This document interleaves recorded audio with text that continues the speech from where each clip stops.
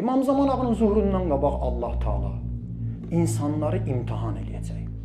Bu imtihanların ən başlıcası Fələstin hadisəsi. Adam bunları burada deməyə utanır, amma mən bəzilərini deyəcəyəm. Bəlkə yatmış vicdanlar oyansın və sözüm var sizə. Mən uşaqları görürəm, Fələstində olan kadrları görürəm, niyə mən narahat olmuram? Deməli, sənin vicdanın ölüb.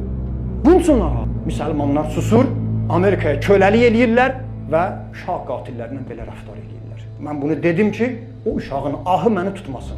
Bəlkə də tutacaq, bilmirəm. Bəlkə də vəzifəmi düzgün yerə yetirməmişəm. Mən vəzifəmi elədim ki, İmam Zaman Ağa'ya da bugün şahid duram. Bu cümə minbərində İmam Zaman Ağa şikayət edilir. Ağamız sənə şikayət edilir bugün müsəlmanların vəziyyətindən, susanlardan, dillənməyənlərdən, İsrailə kömək edənlərdən və sakit qalıb bəzən də İsraili tərifləyənlərdən. Bilin, hamısını ahı tutacaq. Bir-bir. Netanyahu, Allahın lənəti olsun ona. Sabah qabağımıza çıxsa Netanyahunun bir körpə uşağı.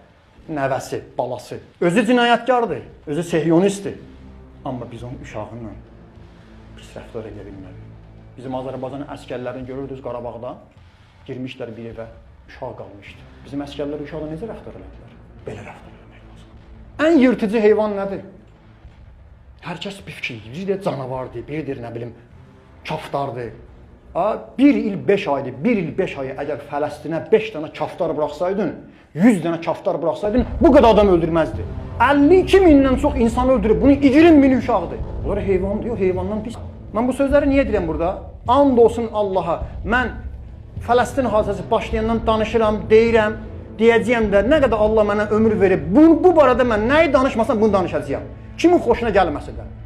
Bunun üstə də Allah əgər mənə minnət qoysa, nəsə nemət versə, hətta şəhadət versə, mən buna razıyam. Niyə? Özümə borc bilirəm. Çünki Fələstinli uşaq ağlaya-ağlaya üzün tutub deyir ha, ey müsəlmanlar, sizə halal eləməyəcək. Sizin şikayətçisi Peyğəmbər eləyəcək. Nifrin edir. O uşağın nifrin elədiyi adamlardan biri mənəm. Biri sizsiz. Biri bizük. Biri mənə eşidənlərdir. Bugün Fələstində olan uşaq nifrin eləyir. Onun nifrini bizi tutsa nə günə qalarıq biz? Məktəb yox, xəstəxana yox, su yox, işıq yox, qaz yox. Bilirəm narahat oldunuz. Bilirəm sözlərim çox narahat edici idi. Uşaqlara qulaq asmaq da məsləhət deyil. Amma mən vəzifəmi yetirdim sizə. İndi ay müsəlmanlar, ay möminlər, ay namaz qılanlar, ay insan özünə deyənlər, ay vicdanlı insanlar, ay qeyrətli kişilər. Eşidirsiniz bugün Peyğəmbər əgər Qəzzədə 50 mindən çox dinc əhalinin, Həmas deyil o əli silahlı deyil, onun 20 mindən çox körpə uşaqların öldürülməyini görüb ağlamazdı. Bir kişi öz doğma balasını əli ilə bastırıb, gəlib Peyğəmbər yanında danışırsa, Peyğəmbər kövrəlib, ağlayırsa, bu sözü deyirsə, Peyğəmbər bugün Qəzzədə olan uşaqları görüb nə edirdi?